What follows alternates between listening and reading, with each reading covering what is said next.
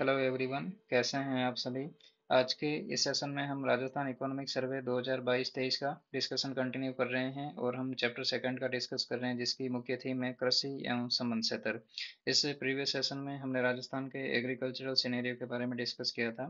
आज हमारा जो मेजर थीम पोर्शन रहने वाला है इस चैप्टर का वो कृषि जलवायु है क्षेत्रवार उनकी मुख्य फसलों के बारे में है, यानी राजस्थान को कितने कृषि जलवायु क्षेत्रों में डिवाइड किया हुआ है और उनके जो एरिया है डिस्ट्रिक्ट वाइज उनको देखेंगे। मुख्य फसलों का जो वर्गीकरण है चाहे वो खरीफ से संबंधित हो या रबी से संबंधित हो, इनके बारे में डिटेल से डिस्कस करेंगे। इसके बाद में जो मेजर पोर्शन है, सेकंड जो टॉपिक है आज का वो कृषि बजट के बारे में है। 2022-23 का जो कृषि बजट है इसके बारे में डिस्कस करेंगे।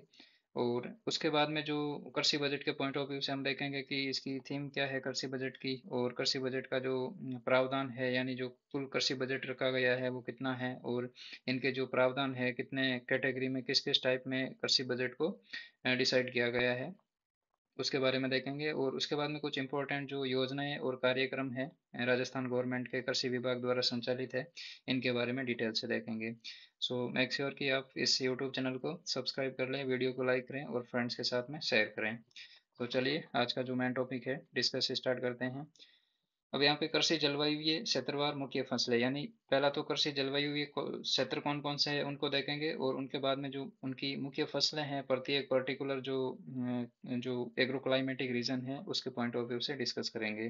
तो यहाँ पे बोला है कि राज्य का उत्तरी पश्चिमी भाग जो कुल क्षेत्रफल का लगभग 61% मरुस्थलीय या अर्ध मरुस्थलीय है, यानी जो अरावली के वेस्ट साइड में जो पोर्शन है वो मरुस्थलीय और अर्ध मरुस्थलीय क्षेत्र है जो वर्षा पर निर्भर है, यानी जो मेनली यहाँ पे एग्रीकल्चरल प्रोडक्शन होता है वो बेसिकली वर्षा पर डिपेंड करता है। राज्य का दक्षिणी पूर्वी क्षेत्र जो कुल क्षेत्रफल का लगभग 39% है, यानी अरावली और इसके जो अरावली के ईस्ट में और साउथ ईस्ट में जो पोर्शन है वो लगभग 39% एरिया को कवर करता है। और उपजाऊ है, यानी यहाँ पे जो सॉइल है वो, जैसे यहाँ पे जो उत्तरी पश्चिमी भाग है यहाँ पे रेतीली मृदा पाई जाती है, वहीं पे जो पूर्वी पोर्शन है उत्तरी सॉरी दक्षिणी पूर्वी क्षेत्र है और अरावली के पूर्वी वाला रीजन है वहाँ पे जलोढ़ मृदा और जो काली मृदा पाई जाती है। ठीक है, वो हाड़ौती वाला एरिया है वहाँ पे, तो यहाँ पे उपजाऊ है। और राज्य को जलवायु आधार पर 10 कृषि जलवायु क्षेत्रों में विभाजित किया गया है, यानी जो टोटल राजस्थान में एग्रो क्लाइमेटिक जो जोन है वो कितने हैं, 10 है। ठीक है, उसके बाद में यहाँ पे जो तालिका दे रखी है, इंडेक्स दे रखी है 2.4, इसको डिस्कस करते हैं। अब यहाँ पे राज्य के कृषि जलवायु क्षेत्र है, इनमें जो कृषि जलवायु क्षेत्र है इनको कोड से डिवाइड किया हुआ है। जैसे यहाँ पे फर्स्ट ए है, फर्स्ट बी है, फर्स्ट सी है, ऐसे करके सेकंड ए है, सेकंड बी है। तो टोटल कहने का मतलब डिवाइड तो जो 10 पार्ट में इसको एग्रीकल्चरल जो जोन है इनको डिवाइड किया हुआ है, लेकिन इनके नंबर है वो 5 तक ही जाते हैं, तो ये भी कंफ्यूजिंग वाला पोर्शन है, तो इसका थोड़ा ध्यान रखेंगे। अब यहाँ पे जो पहला एग्रीकल्चरल जो कृषि जलवायु क्षेत्र है वो है शुष्क पश्चिमी मैदानी क्षेत्र, यानी शुष्क पश्चिमी मैदानी क्षेत्र जो फर्स्ट ए है। ये आपके जो मेनली डिस्ट्रिक्ट है वो बाड़मेर और जोधपुर में स्थित है। ठीक है, जैसे इस मैप में देखें तो यहाँ पे बाड़मेर और जोधपुर है, यहाँ पे जोन फर्स्ट ए है। ठीक है, तो ये आपका पहला जो एग्रीकल्चरल जो एग्रो क्लाइमेटिक जोन है वो ये है। और इनमें बेसिकली जो मुख्य फसलें हैं वो कौन कौन सी है। खरीफ सीजन की बात करें, खरीफ सीजन का मतलब जून से सितंबर के बीच में। ठीक है, जून से सितंबर के बीच में जो फसलें होती है वो खरीफ सीजन में आती है, जिनमें बेसिकली बाजरा, मोठ और तिल, ये बेसिकली वर्षा पर डिपेंड करती है। उसी प्रकार से रबी सीजन का मतलब है अक्टूबर से मार्च के बीच में। ठीक है, तो ये जो एग्रीकल्चरल मंथ है वो रबी सीजन के अंडर आते हैं, और इनमें जो मेजर क्रॉप्स है यानी वो है गेहूँ, सरसों और जीरा। ठीक है, तो ये बेसिकली आपके रबी सीजन में आते हैं। तो मोटा मोटी यही बात याद रखनी है कि शुष्क जो पश्चिमी मैदानी क्षेत्र है फर्स्ट ए, इनमें दो डिस्ट्रिक्ट आते हैं बाड़मेर और जोधपुर। उसके बाद में दूसरा जलवायु क्षेत्र है उत्तरी पश्चिमी सिंचित मैदानी क्षेत्र, उत्तरी पश्चिमी सिंचित मैदानी क्षेत्र। अब इसमें आपका श्री गंगानगर और हनुमानगढ़ है। अब ये आपका उत्तरी पश्चिमी है, यानी जोन फर्स्ट बी है, तो ये आपका हनुमानगढ़ और गंगानगर दो डिस्ट्रिक्ट इसमें इंक्लूड है। और यहाँ पे जो मिट्टी का प्रकार है वो रेतीली टाइप की मिट्टी है। ठीक है, तो यहाँ पे श्री गंगानगर और हनुमानगढ़ डिस्ट्रिक्ट है। और इनमें खरीफ के सीजन में तो कपास और गवार होता है। कपास बेसिकली यहाँ पे प्रोडक्शन होने का मेजर रीजन है कि यहाँ पे इरिगेशन फैसिलिटी है। उसी प्रकार के रबी सीजन में यहाँ पे गेहूँ, सरसों और चना, ये बेसिकली तीन फसलों का प्रोडक्शन होता है।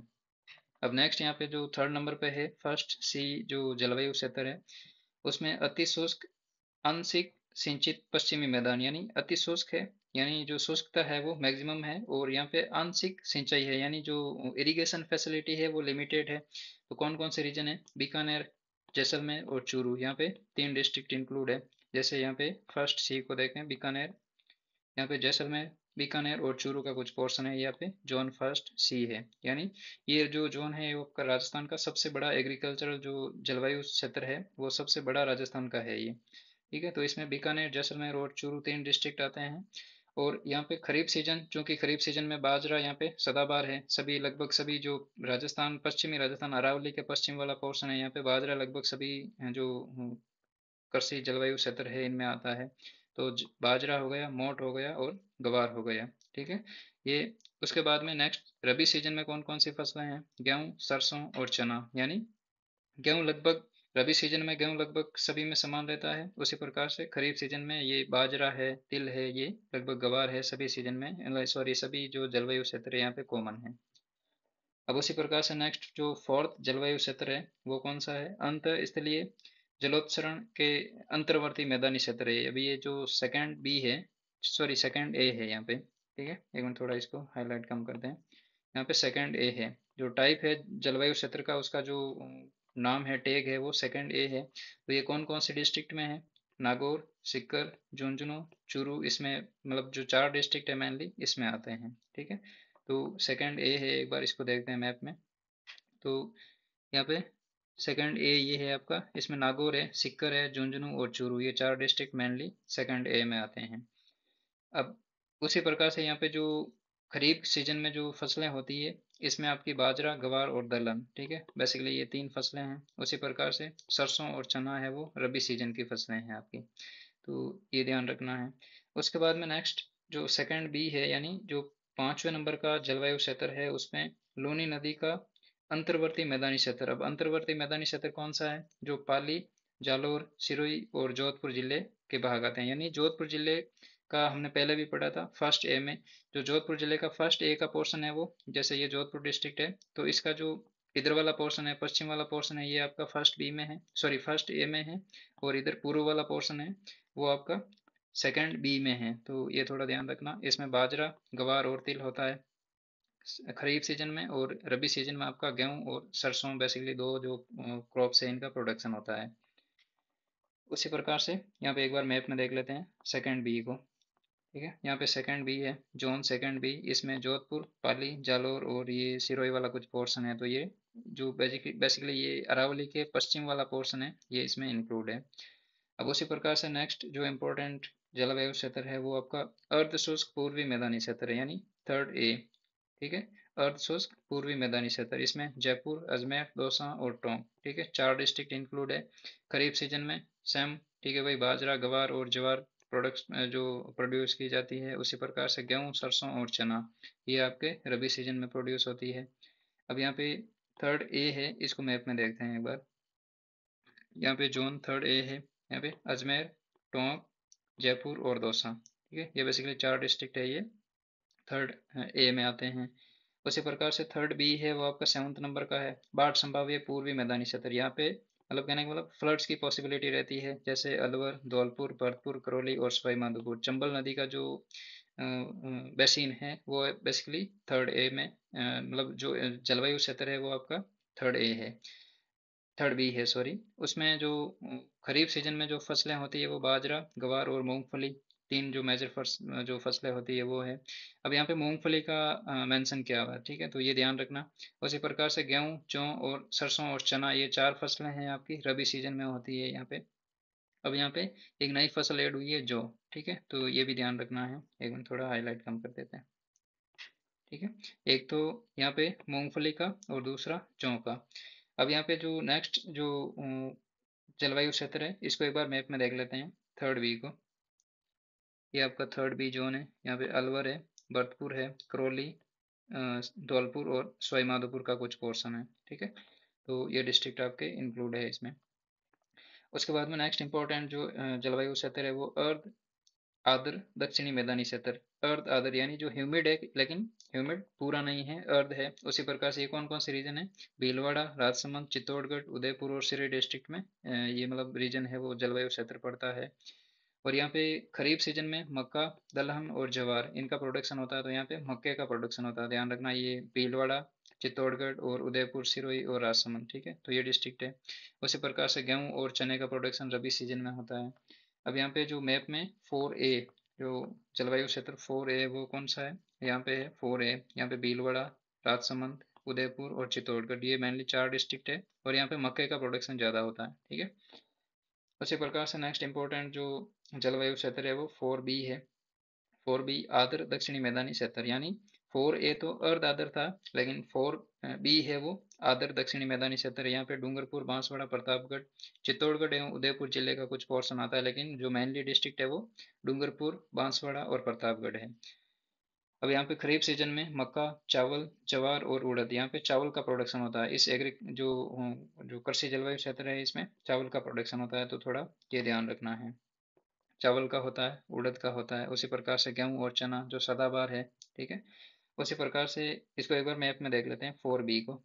अब 4B यहाँ पे जोन 4B है। यहाँ पे डूंगरपुर, बांसवाड़ा और प्रतापगढ़ है यहाँ पे। यहीं पे उदयपुर और चित्तौड़गढ़ का भी थोड़ा पोर्शन है। ठीक है, तो ये आपका 4B है। उसी प्रकार से आदर दक्षिणी पूर्वी मैदानी क्षेत्र, तो ये आपका 5 नंबर की कैटेगरी का है। ठीक है, तो इसमें कोटा, झालावाड़, बूंदी, बारा, सवाई माधोपुर ये डिस्ट्रिक्ट इंक्लूड है। और यहाँ पे ज्वार और सोयाबीन यहाँ पे प्रोड्यूस होता है, तो सोयाबीन का ध्यान रखना। यहाँ पे जो 5 नंबर एग्रो क्लाइमेटिक जोन है, ठीक है, आदर दक्षिणी पूर्वी मैदानी क्षेत्र, इस टाइप के जलवायु क्षेत्र में जोन में ये सोयाबीन का प्रोडक्शन होता है। गेहूं और सरसों यहाँ पे रबी सीजन की फसलें हैं। ठीक है, तो अब यहाँ से क्वेश्चन कैसे बनते हैं एक बार उनको डिस्कस कर लेते हैं। जैसे फॉर एग्जांपल यहाँ पे जलवायु क्षेत्र है, ठीक है, हमें मेन जो जलवायु क्षेत्र है इनके इर्द गिर्द ही रहना। ठीक है, तो इसमें सबसे पहली बात तो ये है कि जो फर्स्ट टाइप का जलवायु है इसमें फर्स्ट ए, फर्स्ट बी और फर्स्ट सी। ठीक है, ये 3 टाइप के जो जलवायु क्षेत्र है वो फर्स्ट कैटेगरी में आते हैं। उसी प्रकार से second A, second B, second sorry इसमें 2 टाइप के जलवायु क्षेत्र आते हैं। ठीक है, ए और बी, सेकंड में ए और बी 2 कैटेगरी है, इसमें 3 है, फर्स्ट में 3 है और सेकंड में 2 है। उसी प्रकार से थर्ड ए, थर्ड बी। ठीक है, तो थर्ड ए और थर्ड बी में कितने हैं, जो थर्ड टाइप का जलवायु क्लासिफिकेशन उसमें ए और बी 2 सब पार्ट मान लेते हैं। सब पार्ट नहीं मानेंगे, मतलब पोर्शन है उनको डिवाइड किया हुआ है। और फोर्थ ए और बी यानी जो फोर्थ कैटेगरी है इसमें भी ए और बी 2 टाइप के जलवायु क्षेत्र है, और पांचवा जिसमें एक है। ठीक है, अब ये याद रखना सबसे बड़ा जो जलवायु क्षेत्र है वो आपका ये वाला है, जोन फर्स्ट सी। ठीक है, तो ये ध्यान रखना है। अब नेक्स्ट हमारा जो मेजर पोर्शन है, इम्पोर्टेंट पोर्शन है, वो आपका कृषि बजट 2022-23 से संबंधित है। यानी जो कृषि बजट है राजस्थान का उसके बारे में देखते हैं कि राज्य में पहली बार प्रत्यक्ष से कृषि बजट को समर्थ किसान खुशहाल राजस्थान, ये इसकी थीम है बजट की, ध्यान रखना, इंपॉर्टेंट है एग्जाम के पॉइंट ऑफ व्यू से। विचार के साथ प्रस्तुत किया गया है, यानी इस कृषि बजट का आइडिया था वो क्या था, समर्थ किसान खुशहाल राजस्थान। यदि किसान समर्थ होगा, समर्थ का मतलब है कि उनको जो भी हेल्प चाहिए वो मिलेगी, और उनका जो फैसिलिटी है उनको प्रोवाइड करवाएंगे, और क्लाइमेट का भी थोड़ा साथ रहेगा, तो उनका जो जो आउटपुट है वो मैक्सिमम रहेगा। यदि किसान का आउटपुट मैक्सिमम रहेगा तो राजस्थान भी खुशहाल रहेगा, तो ये चीज़ ध्यान रखनी है।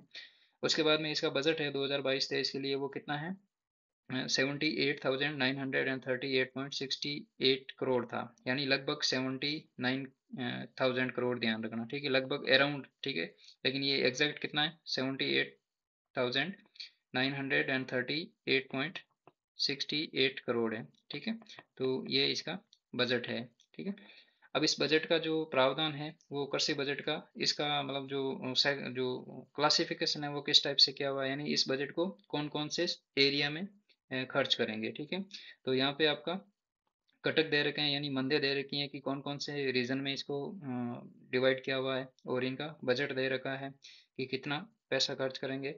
उसी प्रकार से जो टोटल कृषि बजट है उसका जो परसेंट है प्रावधान का कि कितना है, जैसे यहाँ पे योग है वो 100% है, तो इसमें कृषि अनुदान है वो कितना परसेंट होगा। तो हमें ये चीज़ ज़्यादा ध्यान नहीं रखनी है एग्जाम के पॉइंट ऑफ व्यू से, एक तो ये और दूसरा परसेंटेज, ठीक है। ये दो चीज़ें ध्यान में रखनी है। अब यहाँ पे पहला घटक है कृषि बजट का। पहली बात तो ये है कि जो कृषि बजट में प्रावधान है वो टोटल उनमें घटक कितने हैं, 9 है, ध्यान रखना, ठीक है। और मैक्सिमम परसेंटेज किसका है और मिनिमम परसेंटेज किसका है, दो चीजें ध्यान रखनी है। तो मैक्सिमम परसेंटेज आपका कृषि अनुदान का है, यानी कृषि बजट में जो बजट डिसाइड किया हुआ है उसका मैक्सिमम जो पैसा है वो आपका कृषि अनुदान के रूप में खर्च करेंगे। वो टोटल बजट का कितना है, 37.83%, ठीक है, मैक्सिमम राशि। उसके बाद में कृषि साख, दूसरा जो मेजर घटक है वो कृषि साख है। और इनका जो टोटल परसेंटेज के पॉइंट ऑफ व्यू से देखें, बजट के टोटल परसेंटेज के पॉइंट ऑफ व्यू से, तो इसमें 25.68% को मतलब परसेंटेज पैसा इसमें खर्च होगा। उसी प्रकार से आधारभूत संरचना विकास, अब एग्रीकल्चर सेक्टर में आधारभूत संरचना के विकास के पॉइंट ऑफ व्यू से 15.13% बजट को खर्च करेंगे। उसी प्रकार से जोखिम प्रबंधन, यानी जो रिस्क होती है, जैसे यहाँ पे फ्लड्स आ गया या ड्रॉट पड़ गया, ठीक है, तो इस टाइप का जो जोखिम प्रबंधन है, जोखिम मैनेजमेंट है, उनके लिए 5.66% यहाँ पे टोटल बजट का खर्च करेंगे। सामाजिक सुरक्षा यानी जो सोशल सिक्योरिटी होती है उसके पॉइंट ऑफ व्यू से 5.34% को खर्च करेंगे। अब यहाँ पे प्रशासनिक गतिविधियां हैं उसके लिए 4.23% बजट को प्रावधान किया गया है। कृषि विपणन के पॉइंट ऑफ व्यू से 3.81% का प्रावधान किया गया है। तो ये थोड़ा ध्यान रखना, कृषि विपणन का एक मेजर पोर्शन रहता है लेकिन इसके लिए बजट कम है, ठीक है। तो कृषि अनुदान के लिए ज़्यादा है, कृषि साख के लिए ज़्यादा है, जो बेसिक इंफ्रास्ट्रक्चर होता है उसके लिए भी बजट ज़्यादा है। उसके बाद में कृषि शिक्षा अनुसंधान एवं कौशल विकास के लिए मात्र बजट है वो 1.25% है। अब हमारे माइंड में कभी कभी ये रहता है कि कृषि विपणन और कृषि शिक्षा अनुसंधान ये रिसर्च एंड डेवलपमेंट वाला जो एरिया है इस पे शायद गवर्नमेंट ज़्यादा खर्च कर दे, लेकिन ऐसा नहीं है। इसका लगभग 1.25% जो शेयर है वो इसके कृषि शिक्षा अनुसंधान एवं कौशल विकास पर खर्च करेंगे। उसके बाद में जो 9th नंबर घटक है वो है कृषि आधारित अन्य गतिविधियां, ठीक है। एग्रीकल्चर बेस्ड जो अदर एक्टिविटीज होती है उनके लिए 1.07% खर्च करेंगे, ठीक है। तो एक तो घटक है, इनको टोटल 9 पार्ट में डिवाइड किया हुआ है, ठीक है। तो इनका ध्यान रखना है, ठीक है। और दूसरा जो मेजर पोर्शन है आपका, मैक्सिमम और मिनिमम कौन कौन से एरिया में खर्च करेंगे थोड़ा उसका देखना है, ठीक है। जैसे फॉर एग्जाम्पल यहाँ पे कृषि अनुदान है, इसमें मैक्सिमम 37.83% खर्च करेंगे। उसके बाद में कृषि साख का थोड़ा देख लेना, 25.68 के लगभग है। उसी प्रकार से मिनिमम है वो कृषि आधारित अन्य गतिविधियों में खर्च करेंगे। और एग्जाम के पॉइंट ऑफ व्यू से यदि क्वेश्चन ऐसे पूछ ले कि आपको चार जो घटक है उनको दे दे और आपको पूछे कि मैक्सिमम किस में होगा, तो चार हो सकता है कि एक ये दे दे, दूसरा ये, तीसरा चौथा ये दे दे, ठीक है। तो आपको जोखिम प्रबंधन तो करने का मतलब सबको लगभग आपको माइंड में बिठा के रखना है, ठीक है। तो सबसे जो मैक्सिमम पोर्शन है वो आपका अनुदान से संबंधित है। उसके बाद में अनुदान देने के बाद में जो मेजर पोर्शन बचता है वो आपका साख का है, कृषि साख का। फिर हमने आधारभूत संरचना में विकास कर लिया, फिर कोई जोखिम आ गया तो उसको मैनेजमेंट करने के लिए कर दिया, फिर सोशल सिक्योरिटी के लिए हो गया, प्रशासनिक गतिविधियों के लिए। ऐसे करके लगभग जो डाटा है सभी के ध्यान रखना है। एग्जाम में क्वेश्चन कैसे भी बन सकता है, बीच से कोई चार मंद उठा के दे देंगे और पूछ लेंगे सबसे ज्यादा किसका है, या चार मंद दे देंगे पूछेंगे सबसे कम किसका है, ठीक है। तो ये चीज है। और ये इसलिए है, मतलब जो ज़्यादा इंपॉर्टेंट पॉइंट, मतलब जो टॉपिक इसलिए है क्योंकि ये नया है, कृषि बजट 2023 है, ठीक है, 22-23 का। इसमें एक तो आपको थीम ध्यान रखनी है कि इसकी थीम क्या है, ठीक है, समर्थ किसान खुशहाल राजस्थान, और इसका बजट कितना है ये ध्यान रखना है, ठीक है। तो इसका वापस आगे डायग्राम भी दे रखा है कि सबसे जो मैक्सिमम पोर्शन है वो कृषि अनुदान का है, 37.83%। उसी प्रकार से कृषि साख का है सेकंड नंबर पे। फिर आधारभूत संरचना है विकास का है, जोखिम प्रबंधन का, ऐसे करके ये सभी यहाँ पे जो परसेंटेज वाइज जो शेयर होल्डर है वो दिया हुआ है, ठीक है। तो ये ध्यान रखना है। अब जो नेक्स्ट इंपॉर्टेंट पोर्शन है हमारा, कृषि विभाग द्वारा संचालित प्रमुख योजनाएं एवं कार्यक्रम, यानी कौन कौन सी योजनाएं और कार्यक्रम है जो राज्य स्टेट गवर्नमेंट द्वारा चलाए जा रहे हैं और उनका क्या प्रावधान है उनको देखेंगे, ठीक है। तो सबसे पहले यहाँ पे मुख्यमंत्री बीज स्वावलंबन योजना, ये योजना आपके जो असिस्टेंट प्रोफेसर का एग्जाम हुआ था, एफई 2021 का एग्जाम हुआ था, उसमें क्वेश्चन पूछा हुआ है, ठीक है। तो ये इंपॉर्टेंट है आने वाले एग्जाम के पॉइंट ऑफ व्यू से कि इस योजना का प्रमुख उद्देश्य कृषकों द्वारा समय के खेती में अच्छी किस्म के बीज का निर्माण को बढ़ावा देना, यानी ये कोई पर्टिकुलर किसान का खेत है, इसमें यदि इसने बाजरा बोया खरीफ सीजन में, तो यहाँ पे वो किसान क्या करेगा कि जो अच्छी किस्म के जो पैदावार हुई है कुछ चिन्हित करके लगभग मतलब जो प्रोडक्शन है उसको थोड़ा सा रख लेगा नेक्स्ट ईयर के खेती के लिए। ठीक है, तो इसके संबंध में है।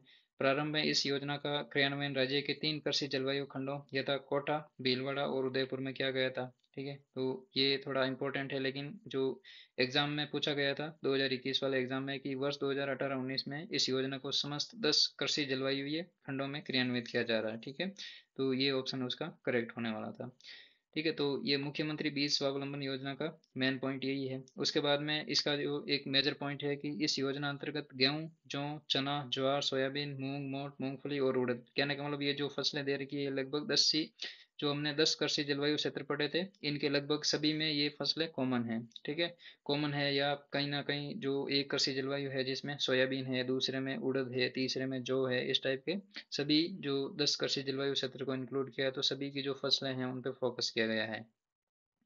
अब यहाँ पे एक इम्पोर्टेंट जो हाईलाइटेड पोर्शन है कि 10 वर्ष से कम अवधि तक की पुरानी किस्मों का बीज उत्पादन को शामिल किया जाएगा। ठीक है, तो ये बात ध्यान रखनी है कि 10 वर्ष से कम अवधि तक की कोई पुरानी किस्में हैं उनके बीज को ही उत्पादन के कैटेगरी में शामिल किया जाएगा। ठीक है, तो ये चीज़ें ध्यान रखनी है कि एक तो इनको अभी प्रेजेंट टाइम में 10 कृषि जलवायु क्षेत्र में है, और ये 10 वर्ष वाली लिमिट ध्यान रखनी है। ठीक है, अब नेक्स्ट यहाँ पे इम्पोर्टेंट जो स्कीम है वो महिला प्रशिक्षण से संबंधित है। अब इसका क्या मतलब है, इसका क्या उद्देश्य है कि इस योजना के अंतर्गत ग्राम पंचायत स्तर पर महिला कृषकों हेतु एक दिवसीय प्रशिक्षण का आयोजन किया जाता है। पहली बात तो ग्राम पंचायत स्तर पर होता है, और ये महिला कृषकों द्वारा, मतलब जो पार्टिसिपेट करती है वो कौन करती है, महिला कृषकें करती है, और उसमें एक दिवस का जो प्रशिक्षण का आयोजन किया जाता है, और जिसमें 30 महिला कृषकों को प्रति प्रशिक्षण है तो सहायता राशि 3,000 देने का प्रावधान है।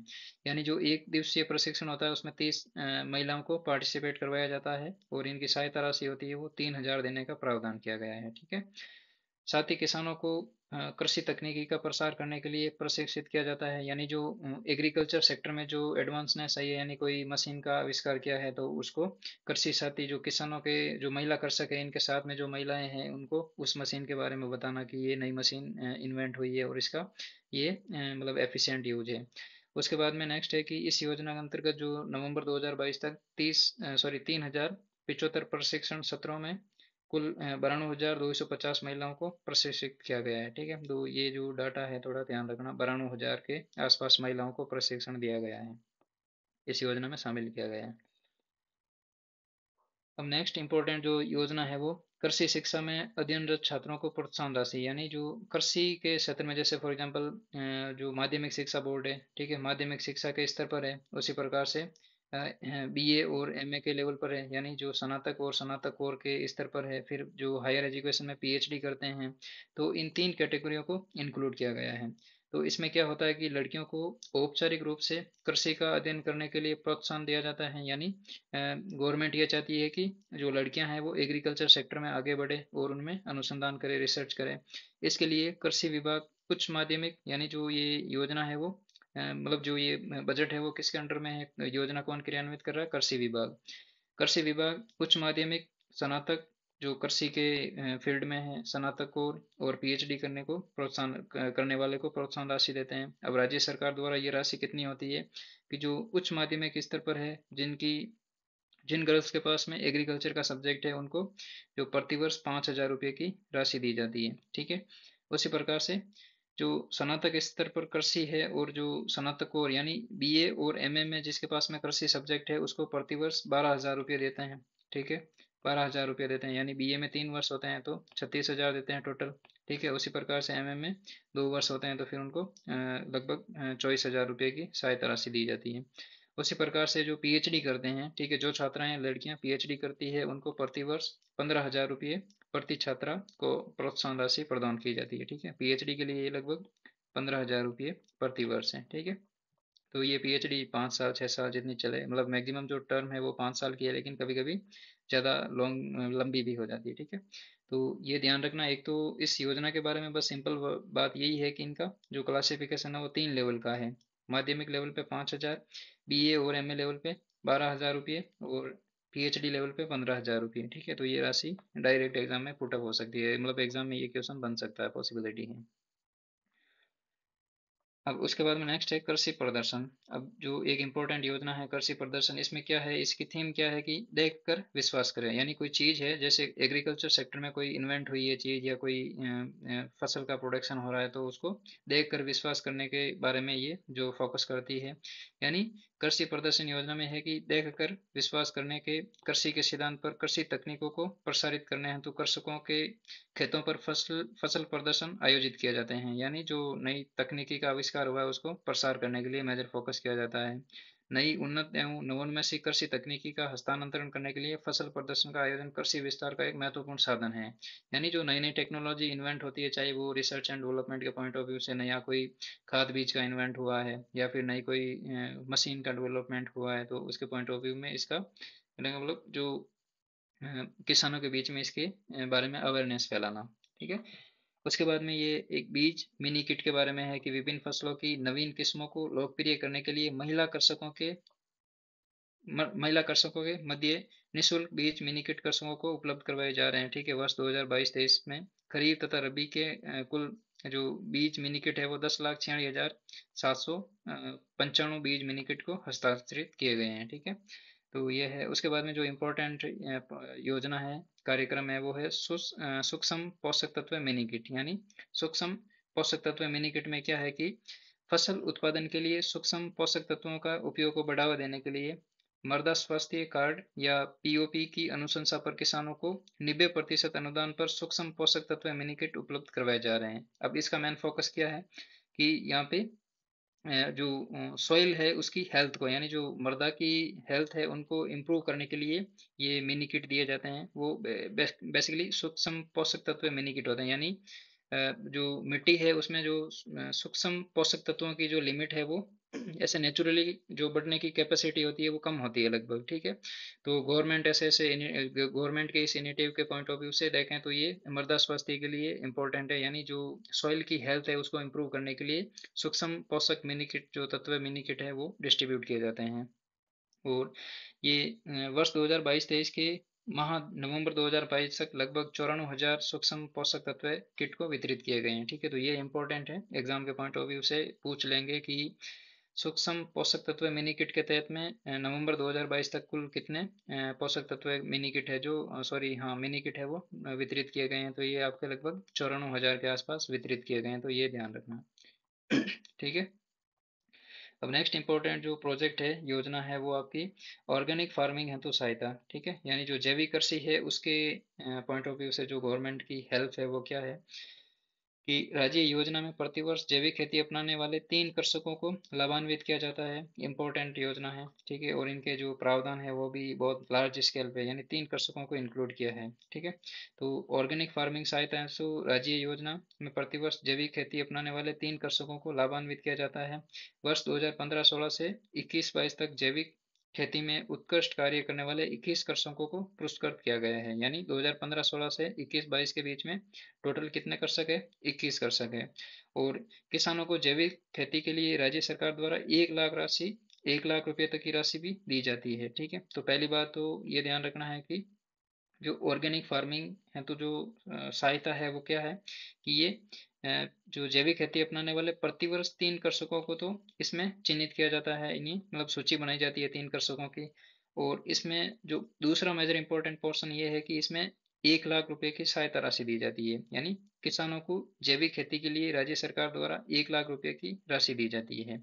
अब तो यही है कि 3 कृषक है, इनको 1 लाख रुपए वितरित कर दिए जाते हैं। यहाँ पे पर्टिकुलर अलग तो लिखा हुआ नहीं है, यहाँ पे लिखा हुआ है कि किसानों को जैविक खेती के लिए राज्य सरकार द्वारा राज्य स्तर पर 1 लाख रुपए की राशि दी जाती है। ठीक है, तो ये ऑर्गेनिक यानी जो जैविक कृषि है उसके पॉइंट ऑफ व्यू से इम्पोर्टेंट है, ध्यान रखना है। प्रतिवर्ष 3 कृषकों को चिन्हित किया जाता है और उनको 1 लाख रुपए तक की सहायता राशि दी जाती है। ठीक है, उसके बाद में नेक्स्ट इम्पोर्टेंट जो योजना है वो भूमिहीन श्रमिकों को सहायता देना। ठीक है, अब एक तो भूमिहीन श्रमिकों को यानी जिसके पास में वो जमीन नहीं है, वो श्रमिक बने हुए श्रमिक की कैटेगरी में आते हैं, उनके लिए एक योजना है, कार्यक्रम है। इसमें है कि बजट घोषणा वर्ष 2022-23 के अनुसार राजस्थान कृषि श्रमिक संबल मिशन यानी इस योजना का नाम है राजस्थान कृषि श्रमिक, जो कृषि श्रमिक है और इनको संबल मिशन है। ठीक है, संबल मिशन का, संबल का मतलब है कि उनको सहायता देना, उनको मतलब जो राशि के पॉइंट ऑफ व्यू से, मनी के पॉइंट ऑफ व्यू से उनको हेल्प करना। तो यहाँ पे राजस्थान कृषि श्रमिक का मतलब है कि ऐसे श्रमिक जिनके पास में, जो कृषि पर डिपेंड रहते हैं लेकिन उनके पास में जमीन नहीं है। ठीक है, तो ऐसे श्रमिकों को चिन्हित करके इसके अंतर्गत प्रदेश में कृषि कार्य में लगे हुए 2 लाख भूमिहीन श्रमिकों को हस्तचलित कृषि यंत्र खरीदने के लिए 5,000 रुपये प्रति परिवार अनुदान दिया जाता है, यानी अनुदान देने का प्रस्ताव किया गया है। ठीक है, तो बेसिकली योजना है भूमिहीन श्रमिकों को सहायता। ठीक है, और इस योजना का जो बजट है 2022-23 का, इसमें यह है कि राजस्थान कृषि श्रमिक संबल मिशन के तहत में क्या है कि 2 लाख भूमिहीन कृषक है उनको चिन्हित किया गया है। ठीक है, और प्रत्येक परिवार को 5,000 रुपये की राशि दी जाती है, सहायता राशि दी जाती है। ठीक है, तो ये चीज़ ध्यान रखनी है, और 2 लाख वाला पॉइंट है इसको भी थोड़ा ध्यान रखना है। इसमें क्या होता है, यानी ये 5,000 रुपये की जो सहायता राशि है ये किस लिए दी जाती है प्रति परिवार को, ये हस्तचलित कृषि यंत्र यानी जो एग्रीकल्चरल मशीनरी है उनके पॉइंट ऑफ व्यू से ये 5,000 रुपये प्रति परिवार राशि दी जाती है। अब नेक्स्ट इंपॉर्टेंट यहाँ पे बोला है कि राज्य योजना, जिसके लिए राज्य योजना में राशि 100 करोड़ का प्रावधान किया गया है। यानी जो बजट है 2022-23 का, यहाँ पे 2022-23 के बजट की बात हो रखी है। 2022-23 के बजट में इस योजना के लिए, पर्टिकुलर इस योजना के लिए 100 करोड़ राशि का प्रावधान किया गया है।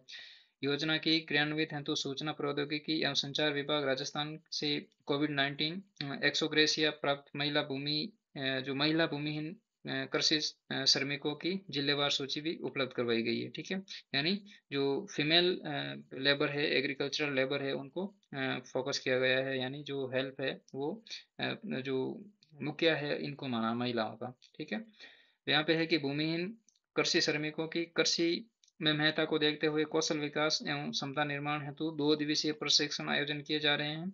माह नवंबर 2022 तक 447 प्रशिक्षण आयोजन कर 13,410 भूमिहीन कृषक श्रमिकों को कौशल विकास एवं क्षमता वर्धन किया गया है। ठीक है, यानी नवंबर 2022 तक लगभग 13,410 जो भूमिहीन श्रमिक है उनको, भूमिहीन कृषि श्रमिक है उनको ये सहायता प्रदान की गई है। ठीक है, तो चलिए आज के इस सेशन में इतना ही रखते हैं। नेक्स्ट इंपॉर्टेंट जो योजनाएं हैं, चाहे वो राष्ट्रीय खाद्य मिशन सुरक्षा से संबंधित हो या फिर आगे इम्पोर्टेंट है काफ़ी योजनाएं, उनके बारे में, जैसे राष्ट्रीय टिकाऊ खेती मिशन है। ठीक है, इनके जो सब पार्ट है इनको डिटेल से डिस्कस करेंगे। ठीक है, तो चलिए, थैंक यू।